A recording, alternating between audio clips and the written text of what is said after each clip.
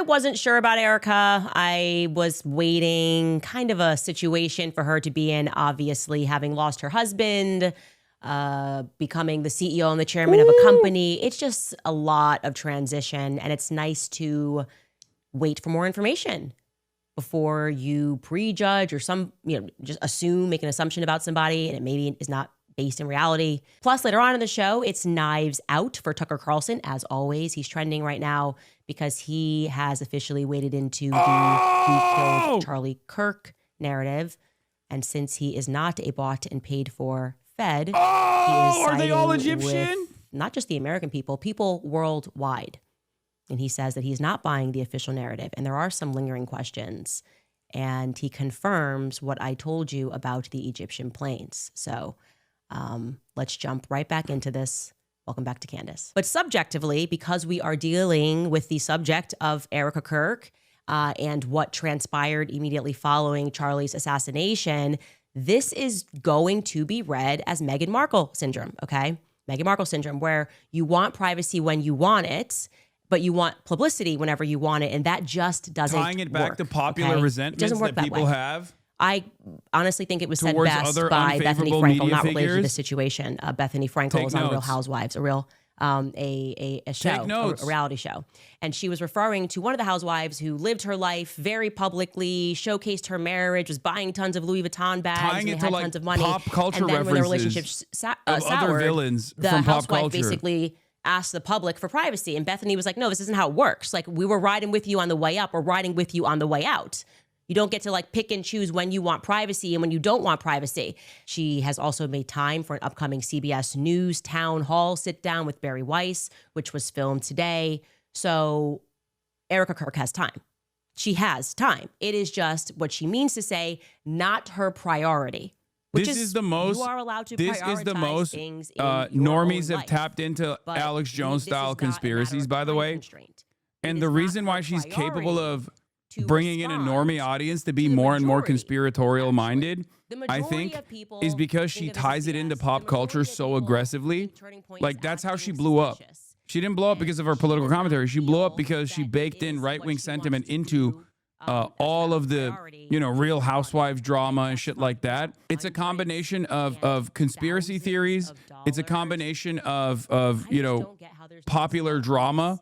It's a combination of gossip. And last but not least, she treats it like a true crime thing. It's this perfect combination of things that normies can digest. And she's doing it not in an intellectual way at all. She's doing it in the most like normie focused, like just your friend giving you fucking gossip. More than $100 million.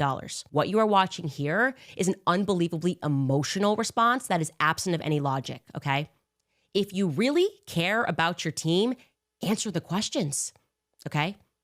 Just demystify the entire event. Answer, come out, sit down, answer the questions so people don't think Turning Point USA looks so suspicious. Don't try to like mom the organization and say, well, mother's upset because people are coming after her kids and all of the multi-million-dollar subsidiaries. The multi-million-dollar subsidiaries. She's like saying you're using the grieving wife card. Those are my kids. That's a crazy thing to be able to say. 3 months months in. Not a good idea. Okay, it may work 3 months in PR after world. Charlie You Kirk guys got know assassinated. It's an obvious PR campaign. It's never been more obvious of a psychological operation. I actually wish they would put me on payroll so I could help them make these things look more organic. Speaking to a teacher, would I call this a crash out? No, I'd call this a cash in. That's my kid. A lot of these mockingbird influencers seem to be making is essentially they're saying to us that scientific inquiry and investigation in and of itself is now patently wrong, right? Essentially, we should just trust scientific inquiry. Don't That's believe what your she's own calling what instincts. she's Don't doing believe your every own day. eyes. Don't ask any questions. And I really want to stress to you guys how utterly ridiculous that logic is, right? Because if we followed that logic in any other situation, there would never be a crime solved ever. I'll give you a crappy analogy here, but imagine if there's like some young mother and she dies suddenly in the middle of the night, presumably in the middle of the night, and her husband is the first one to report it in the morning. And the cops show up, who happen to be his buddies. They get there, and then they dramatically close the case in 48 hours. And neighbors are like, wait a minute. Excuse me, officers. Actually, you might want to know some other facts here about this guy. Like, he's in the mafia. Erika did it. These people would be like, how dare you question the people closest to, he loved her. That's his wife. Being a gang member is not evidence. Why are you saying he's a gang member? It's not evidence. You get another nosy neighbor. The analogy means evidence Erika in the did middle it, of the night before she died. They and saw is a part of the gang guy that killed Charlie. outside, the husband outside, removing cameras in the front yard. 30s. You can't believe these are our ops. What do you mean, brother? Have you not been paying attention to American politics and political discourse in general for the last, like, 4 or 5 years that I've been doing this? Of course, this is fucking what our ops are going to turn into eventually. This is the market demand. If you are by nature as an independent content creator with no like real worldview, with no real interest in changing the world in any direction, you're very malleable by definition. I just came from the CBS Times Erika Kirk town hall, and this is what she said about the conspiracies and Candace. 1, Erika said she was pregnant when the Egyptian planes were flying and following her, so she wasn't on them. She said she has photo proof. Huh? I'm sorry. Did I ever accuse Erika of being on Egyptian planes? When I found the Egyptian planes, I was concerned that they were following Charlie because I thought, wow, has there been a foreign government that has been tracking his events? Egyptian like maybe, planes have been tracking I don't know, Charlie? like That's real? What running the fuck? through the operation early, and then we broadened it when someone clued us into the fact that actually these planes have been following Erika. You just heard Tucker Carlson confirm that. I have no idea what this Egyptian plane thing is referencing. It went to for the Wilmington, record. Delaware. Trust us to fact check stuff, by the way. By the way, guys, we would not just randomly be like, thumbs up. We're just going to go with that. That's literally what you're doing. Writes, I just wanted to bring to your attention that on September 8th, That's so dumb. That is what she's doing. Bro, this is literally, trust me, bro, journalism. It is so fucking crazy. I can't believe how many people are tuning into this. Oh my God. From a true Candace fan, here's the lore for the Egyptian planes. The Egyptian airplane turned off its GPS while in the sky moments after takeoff, which is against international law, and it took off like 30 minutes after Kirk was assassinated from the airport in the city Kirk was killed in. The Egyptian jet is 100% true, and nobody can explain why that happened. Wait, what? Wasn't it the PJ? I thought it was the PJ that took off 30 minutes after. And the explanation was actually pretty simple, which was because all of the not the transponders necessarily, but like all of the websites that actually track this stuff are just like independent trackers in general. The PJ that flew for a little bit and then ended up landing in Provost. No, she proved why that is wrong. Yeah, it was like bad signal. What are you going to do when this dumb shit is actually true? I don't know. Fort Huachuca, but I'm certainly this does nothing for me. I don't give a shit. You'll definitely be hearing from him directly. I would assume next week. I'm be shocked, I guess. Out. He's like, I don't know how to. I think the funniest outcome is if Cash Patel Loki kind of did wireless needs because of you. They had a record, which was my initial joke response. Roundup and it fucking turns out it wasn't a joke at all. Like, I don't know what she's even getting at. Yeah, I think we're not as invested in the Candace lore to know, because like this is multiple layers into the conspiracy, I think. So I don't even fully understand what's going on here, like what the skiff that she's talking about, where it is, what the significance of it is. The Egyptian plane just means Israel, for the record. It has nothing to do with the actual nation state of Egypt. Is more or than maybe plausible. CIA. I don't know. I wouldn't have guessed his last words were effectively as if we're all getting the vibes here, like, you know, just like counting or not counting gang violence. But I don't know. I feel like he was under pressure actually from a lot of his Jewish quote unquote friends. Wait, what do you mean? His last words were counting or not counting gang violence? Provided from Turning Point USA in that regard. It's like we're getting no honesty at all. She did not just imply that Charlie Kirk's last words coming out of his mouth were anything but counting or not counting gang violence. You can head to Candace Owens. I watched the video. I know. promise you we will get you Candace 19 merch. What the that's fuck? amazing, That's another actually. ad? What is happening? She wasn't talking about Charlie in that moment. She's talking about someone's last words to Charlie. You are Top spoiled. comment from yesterday is they want us to believe that Charlie's neck was made of steel and the Twin Towers were made of neck bones. Got it. Yeah, we're at that stage of a psychological operation.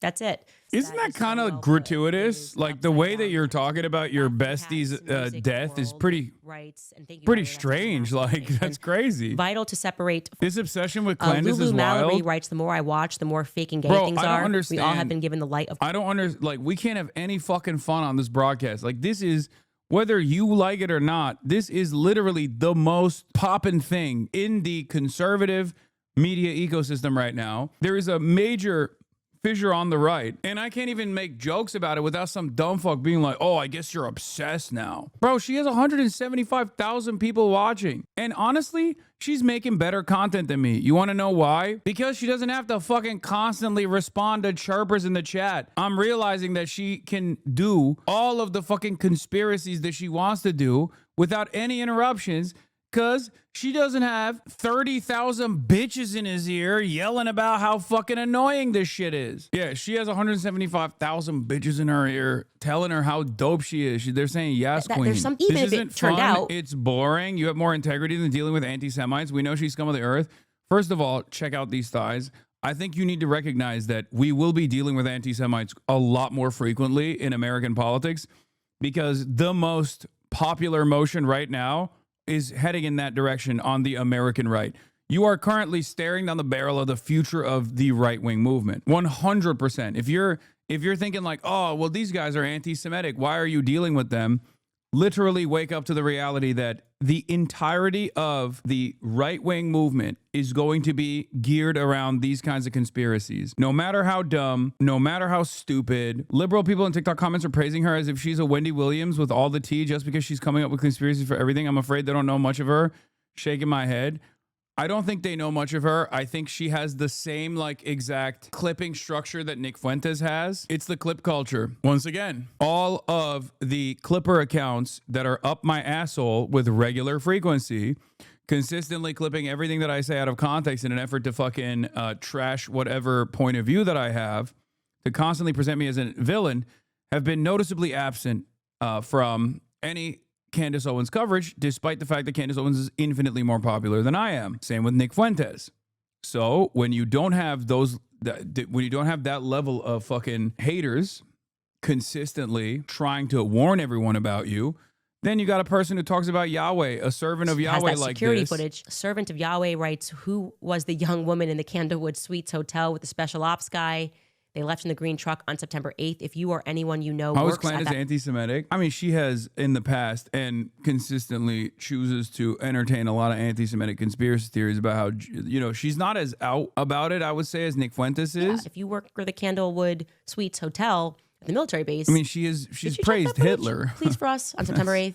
That's More a pretty tips at CandaceOwens.com. indication that you might be anti-Semitic. She said Hitler was actually just trying to make Germany great again.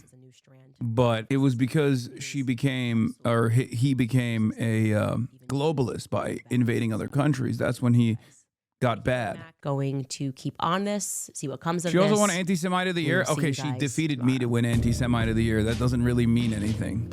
Winning Anti-Semite of the Year, yeah, sometimes they get it right, but that doesn't really mean much, you know? Sir, A Queen is Talking is true. I can't believe we just watched it. Oh my God. She dunked on you? Okay, calm down. Yeah, so she just does like, I guess, an hour-long stream, and then that's it. 150,000 people tune in for the hour. She gets like 2 million views on the VOD, and then that's it. She kind of mogged you. Yeah, it is pretty crazy. 180,000 peak. You could learn from a woman like Candace. No, I don't think it's botting. I think it's real.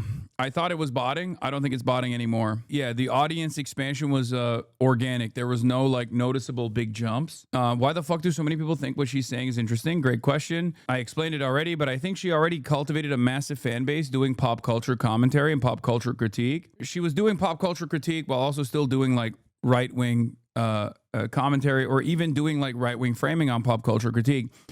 Having said that, however, she bakes all of that stuff into this.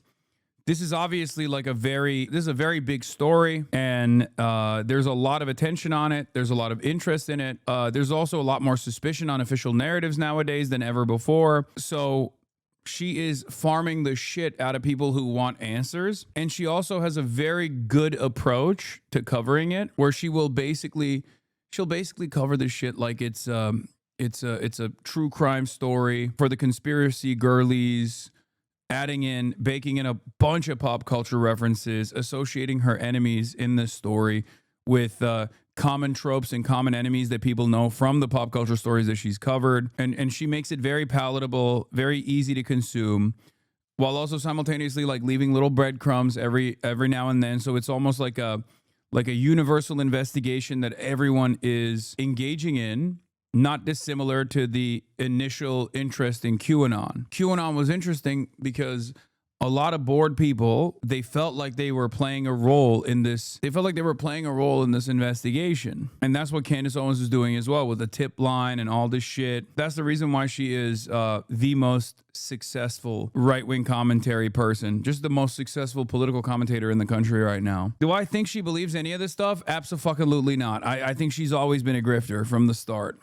It's not a crusade. I think she's 100% grifting. Like, she's not shy about putting herself in the story, consistently talking about how she's under attack for saying the truth. And she's definitely developed a lot of goodwill from her audience at this point. It's a very successful grift for her. How do white supremacists take her seriously? I think white supremacists are much more open-minded towards DEI than ever before. I mean, after all, the number one white supremacist in the country is a Mexican man, right? A gay Mexican guy by the name of Nicolas Fuentes. They're already used to listening to a non-white person. I spot the Berkey.